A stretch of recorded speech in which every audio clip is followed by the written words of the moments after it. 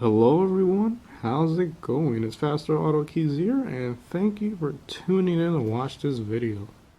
Today we're going to show you how to change your key shell of your old, worn out, and sometimes damaged Volkswagen key into a brand new replacement key shell to give your key a brand new look and to fix any worn or damaged parts of your keys that are not very appealing. This is a relatively easy tutorial, and all you're going to need is a small Phillips head screwdriver as well as a flathead screwdriver. In this video we're going to go over the complete tutorial. So we're going to change the button pad from the old key as well as the top part with the flip blade mechanism, and although you may not have to change the entire part of your key, I'm going to go over the entire process for those who want a completely new look on their Volkswagen key. This setup in particular is for the 3-button Volkswagen version that also has an emergency panic button. Now, if your key varies and in some instances you don't have an emergency key button, this tutorial is still applicable for you as it goes over the relatively same process on how to change your key shell. Alright, and this tutorial is going to be for all of you who have purchased a key shell from us, and if you are interested in having a new look to your Volkswagen key and you would like a replacement shell just to give your key a new look to repair any damage it has or any worn areas, check out the link below and we'll be more than happy to supply you with one, whether you have the 3-button with the emergency button version or the version without the emergency panic button. Check out the link below, and if you have any questions, just go ahead and leave a comment below and we'll be more than happy to help. When it comes to the key replacement tutorial, we're going to go over the button parts.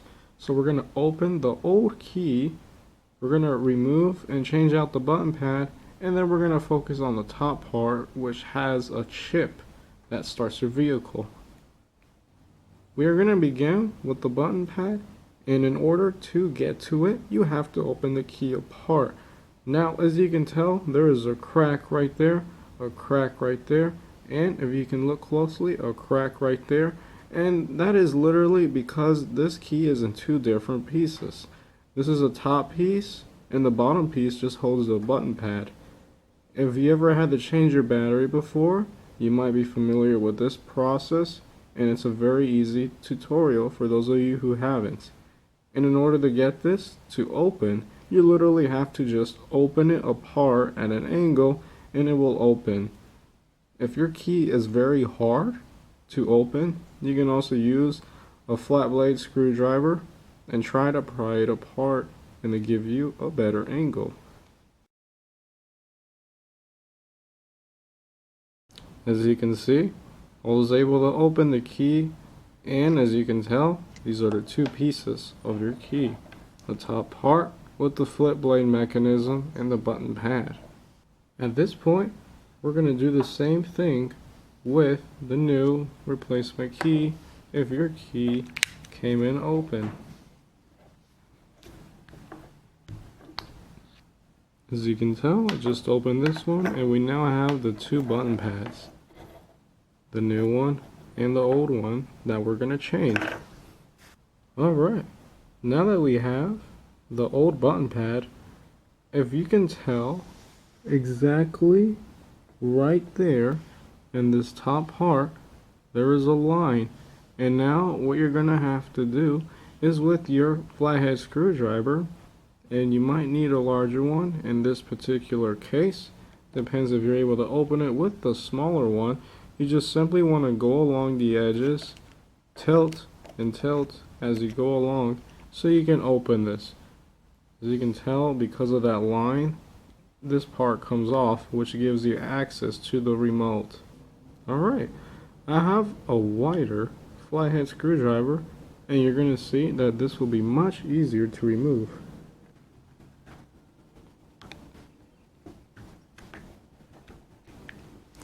As you can tell, I was able to remove the piece, and now you can see your remote chip as well as your battery. If you're interested in changing your battery, I highly recommend that you do it now. And as you can tell right here, there is a little opening which will allow you to get your flathead screwdriver and take the battery out. And for those of you who are wondering what type of battery this is, as you can tell, this is a CR2032 battery. Okay, now that we have the button portion of the old key removed, we're now going to do the same with the new key shell. The opening process is exactly the same.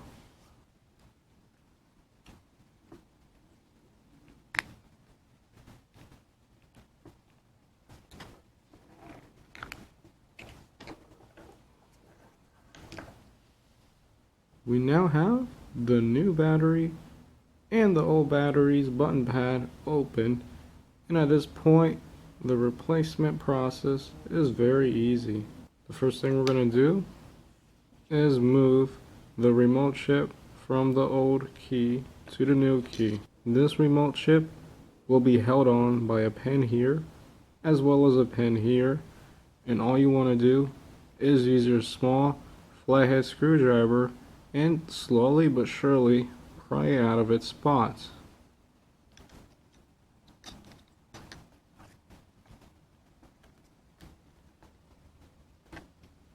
As you can see, I was able to remove the remote, and now we're just going to place it into the new key shell.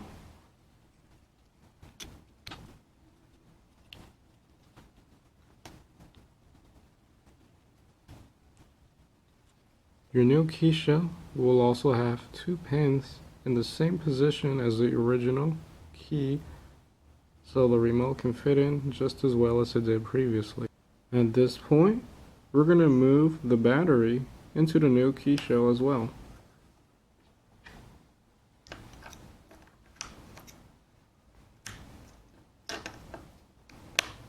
Alright, the button pad and the new battery has been placed and a new key shell, so at this point you can just go ahead and close it and you are good to go. And as you can tell, everything works and we get a nice signal from the battery. Okay, at this point, if all you're gonna do is change your button pad, then you are good to go. Just get your original top end of your old key, and you can tell that this thing will just slide in place. As you can tell, I now have a new button pad on the original key,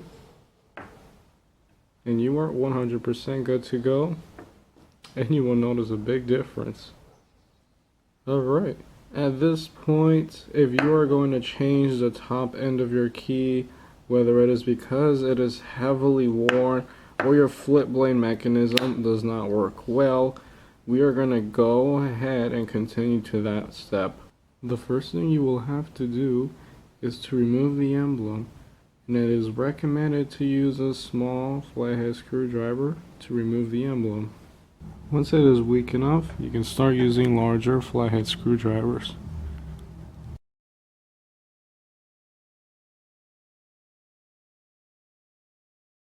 If you continue to have issues removing the emblem, you can use something like a hair dryer or a heat gun, just enough that this residue is loose and it will be much easier to remove.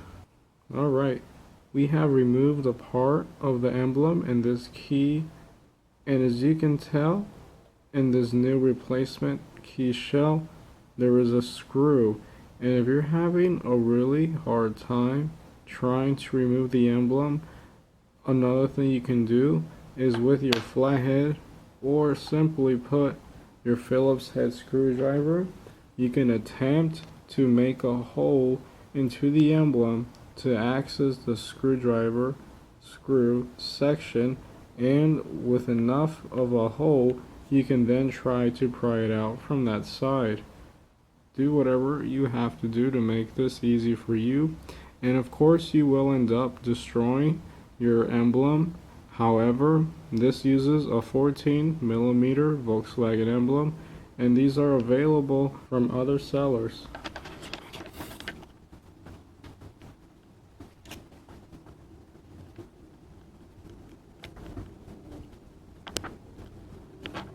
As you can see, we have part of the screw exposed.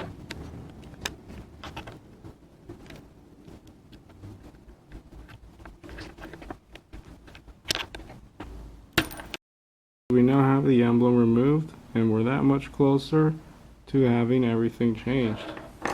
Now that you have the screw exposed, all you have to do is simply remove it with your small Phillips head screwdriver. And what's going to happen is that when you remove this screw, you're going to unleash the spring mechanism of this key, which is going to be totally fine. We now have that removed, and the reason why we're opening this top part of the key is simply because there is a transponder chip inside, and this transponder chip is what allows your vehicle to turn on. As you may already know, your Volkswagen vehicle will not turn on with the key blade itself. It needs to have a chip programmed to your vehicle in order for it to start. So what we're doing right now is simply opening this top part of the key so we can remove the transponder and place it into the new key shell.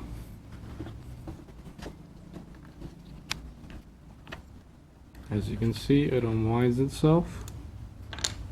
We now have this off. Okay, in this up close view, you might be able to tell that in this little opening is a reflection of the transponder chip. You want to be very careful with this transponder chip when you're removing it, because it is glued in place and it is made out of glass. This is definitely something you do not want to break, and if you are having trouble trying to remove it with a flathead screwdriver, you can also use some pliers. In order to remove the transponder, we're going to use heat from a hair dryer, and we're going to simply have it hitting the section right here where the transponder is. And then you want to basically have it warm enough that the glue will not hold the chip in place as strongly as it is without the heat. So you just simply want to apply the heat until the glue is loose, and then with your flathead screwdriver, a toothpick, or anything in that sort of manner, even pliers, you can then remove the transponder chip. One thing I would like you to notice is that because it was hot from the hair dryer, you can see a little plastic door right there is opening, which allowed me to pull the transponder out at a much safer angle.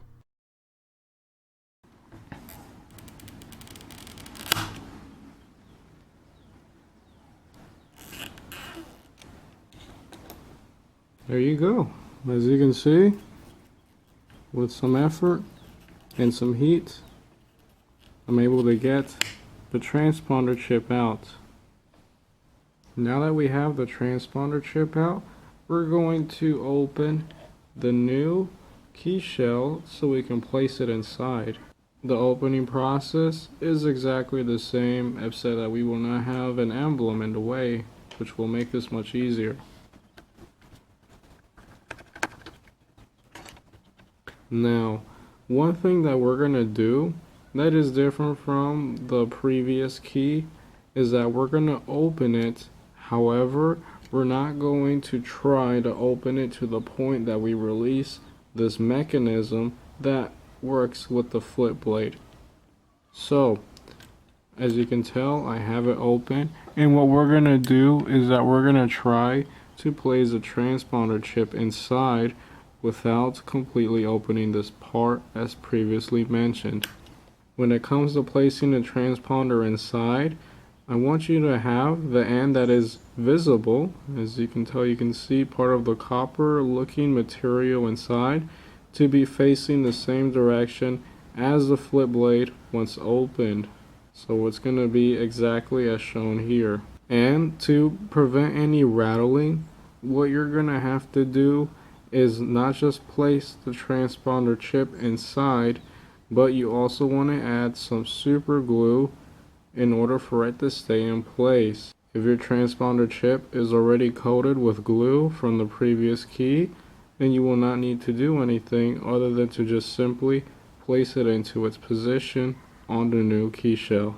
Okay, I have just put some super glue inside the hole, and without completely opening the flip key mechanism, I'm going to put the transponder inside.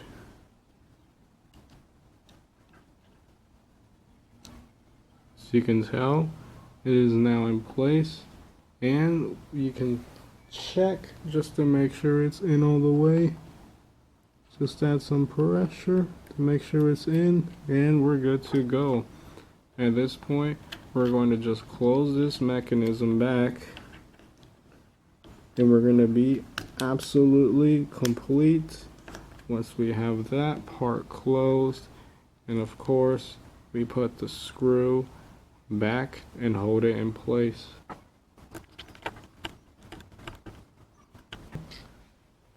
Alright, at this point we are officially done. We changed the button pad, and now instead of having this old, worn, damaged looking key, we have a brand new looking key that works absolutely great with a very nice remote button pad and a blade. Now for this particular key, I'm going to do a cutting service, and if you're not getting a cutting service with your key, one thing that you can do, although you will be using your worn key blade on your new key shell, as you can tell right there, there is a little pin, and you simply get something that is big enough to fit there, like a sewing needle or a very small screwdriver. You simply place it on the pin, and with a hammer you bang the pin out, and what's going to happen is that the pin is going to fall out and this blade will come off. And you simply have to do that with your original key as well. You place the new key blade inside this new key shell, and you're going to use the same pin and put it in its place, so that way you have a brand new key shell and your blade is already cut as it is your original key blade. That is all in today's tutorial. If you have any questions, just leave a comment below. And if you haven't already ordered a key shell replacement to give your key a new look and to fix any damage or worn parts of the key, simply check out the link below and we'll have these available for you, whether you have the 3-button version with the panic button or the version without the panic button. Once again, I want to thank you for watching this video, and at this point we're going to go over how to reset the spring mechanism if you accidentally opened yours while you were putting the transponder chip inside. Again, this is only for those of you who accidentally opened the flip key mechanism and will have to reset it. If you accidentally open yours, you probably are going to have a key shell looking something like this. As you can see, you have a spring, you have your button, and you have the flip blade. At this point, all you're going to have to do is get this button and you have to place it into the key blade, and you will notice that there are spots where the button can fit inside.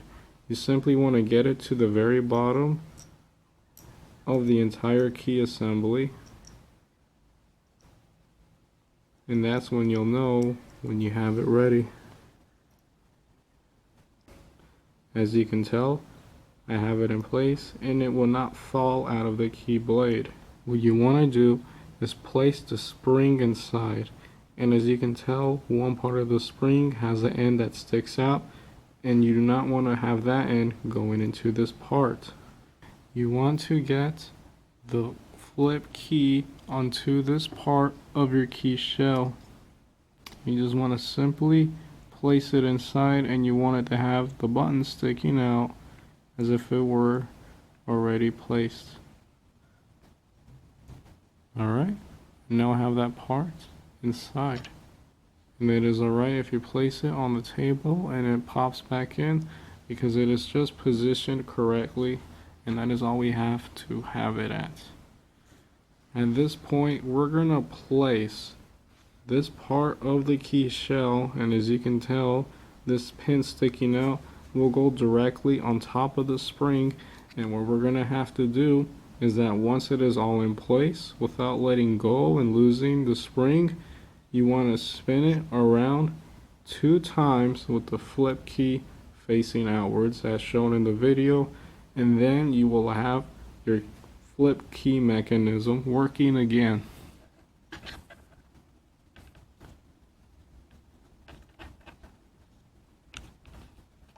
That is one.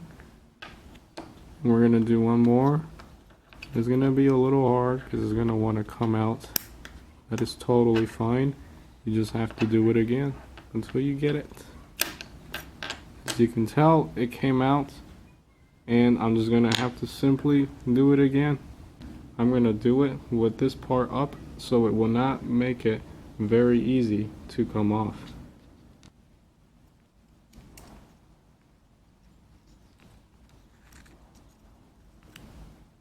One, two, and once you have it 2 times, just simply close it. Make sure it's in all the way, and now you can put your screw back inside.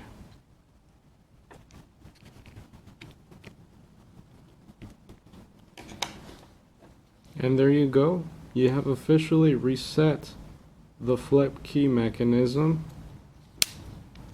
and it works perfectly. Anyways, that is a complete tutorial on how to go from your old worn looking key as shown here and damaged into a brand new key shell that will work for your vehicle. If you have any questions, go ahead and leave a comment below and we'll be more than happy to help. And if you haven't already ordered a key shell replacement, check out the link below, follow along with this tutorial, and enjoy your brand new looking key. Thank you.